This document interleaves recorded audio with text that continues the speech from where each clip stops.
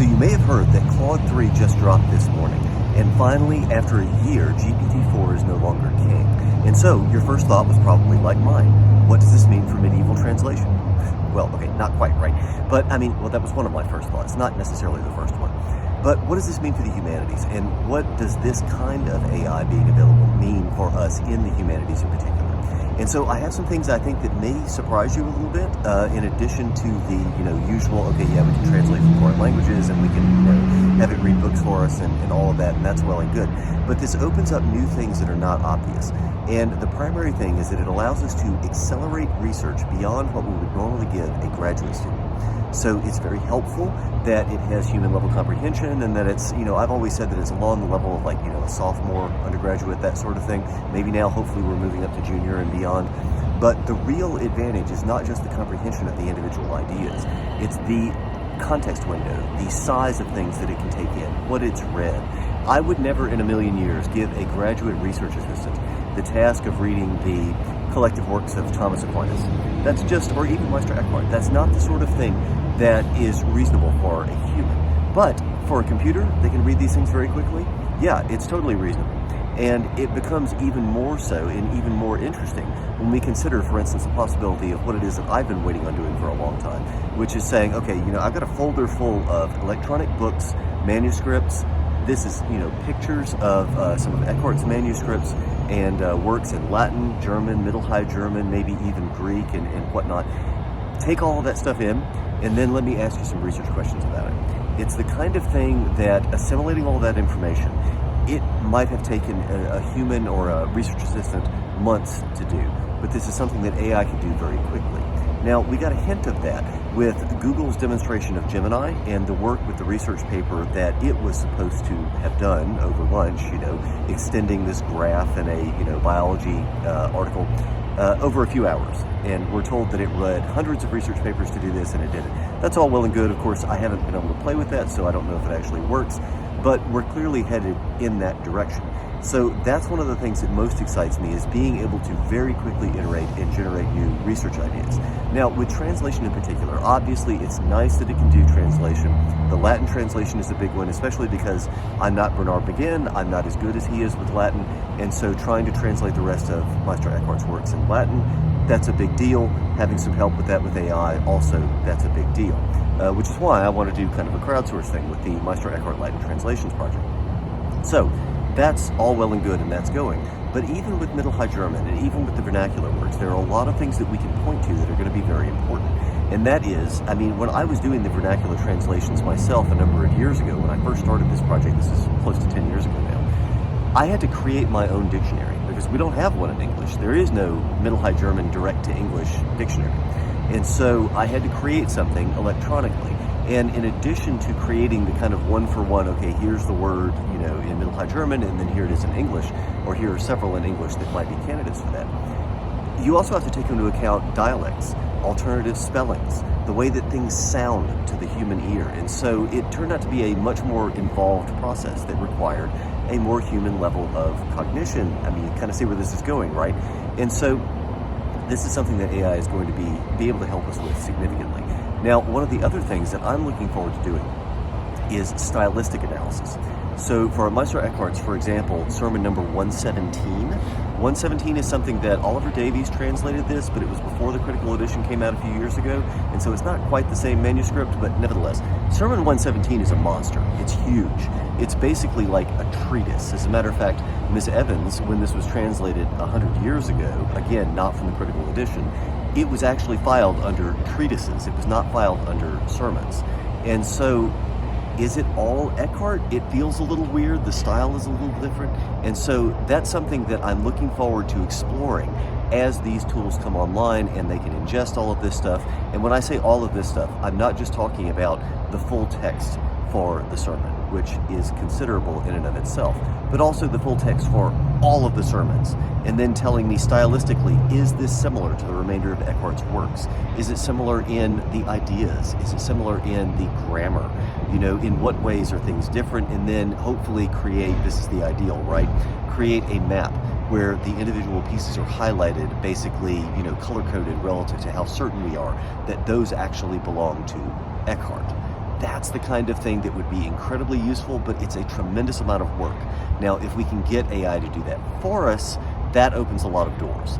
I've long thought that there are certain passages in Meister Eckhart's work specifically surrounding, magical elements, or, like for instance, he talks about powerful stones and gems and that kind of. It doesn't happen very often. It feels a little weird when it does. And then there are others surrounding, especially his use and talk of hell, which some of it is very obviously Eckhart feels very Eckhartian, and I've made videos about that. But there are others where it's like, man, some of the word choices, and you have to wonder if there aren't scribal insertions. And that's the kind of thing that a research assistant would be able to do over a long period of time, which I am hoping with a mountain of data and time that AI is going to be able to help us with this. So there are a lot of research questions that I'm hoping we're going to be able to accelerate by using AI and by using models like this. And so that's why I get excited about it. I'm also an AI person, so I'm not just incidentally involved in this, but it's something that I care very much about in addition to the work that I do in medieval philosophy. So you may have noticed that with the early videos. I'm hoping to be able to pick that project up again, probably under a different channel in the future. So more to come with that. But nevertheless, so that's one thing that's going on there. Now, what else can we do with these things? So a visual language model, that has been a recent thing, and visual language models are going to be wonderful, especially for us in the humanities, with respect to paleography. Paleography is the art of the science of trying to read some of these texts. You have the original manuscript. I don't know if you've noticed this, but if you pick up the Book of Kells or something, one of the beautifully illustrated texts, we look at the illumination, and the illumination is beautiful. But if you look at the words are really hard to read. And this is true for the, carved in stone things that we have from the ancient world.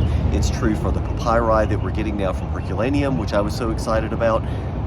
That's great, but you've got to be able to make sense of those texts, and you're making sense frequently of handwriting.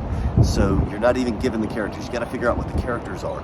Making sense of that and turning that handwriting into text, into characters that we can then use, that is something that we could use help with, and a visual language model like Claude 3 is going to be able to help us a lot with being able to do that. Again, this is highly specialized work and highly detailed work that takes a very long time from human experts. There aren't very many people who are actually really good with that stuff, which is why we have mountains of data, mountains of text that have not been translated, have not received very much attention, and I'm hoping that those are going to receive a lot more love now that it's possible to do so much more cheaply with the advent of AI. So that is super exciting.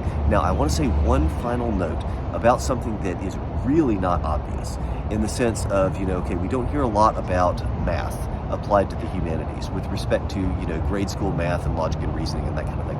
The new model, Claude 3, is actually especially good. It was an especially large leap forward in terms of the grade school math improvement. Now, you might be telling yourself, okay, mysticism, Neoplatonic mysticism, Meister Eckhart, who cares about, algebra and grade school math? Well, we should care about it, and we should care about that and things like Q star and any kind of formal reasoning. So formal reasoning with these models is a big deal because that allows us to create reasoning maps and to go through and map out how the theology works, how the logic works, how the arguments work, be able to map them either visually or otherwise and try and make sense of things. So we can say, for instance, then, how is it that the way that Meister Eckhart works with, let's say, essence or being is really different than Thomas Aquinas? Do we have any hints in all of Thomas Aquinas' writings that might lean in an Eckhartian direction? That's a big research question. That's the sort of thing that requires a familiarity with both of the canons, and it's just not practical for most people. It crosses many languages, and so trying to do all of that stuff is just not feasible, which is why a lot of these questions haven't been asked.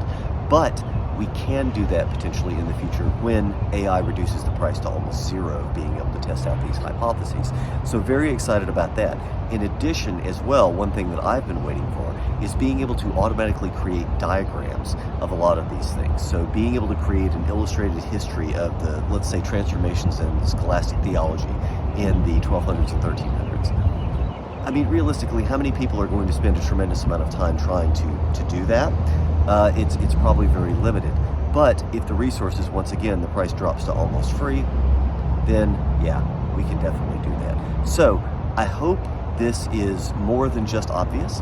I hope that you will then, as well with this, share some of my excitement in what's happening right now with AI, because the humanities, we're just not as well funded as the rest of the world when it comes to this stuff. And so having an army of free graduate quality or beyond research assistants when it comes to actually being able to read all these texts and make sense of things, yeah, that's super exciting. So I hope you enjoyed this, and I hope you get a chance to play with it yourself. If you have any novel uses for this kind of thing, let me know. I would be very interested to hear it, because I dabble and work, well, I do more than dabble, I research and work in it with AI, but the intersection of that with the humanities as well. And I try and play with a lot of these things and find out what new opportunities are going to be open. So if you've got ideas about how that works, let me know. I would be very interested to hear about it. So I hope you've enjoyed this, and I will see you all with the traditional videos again soon.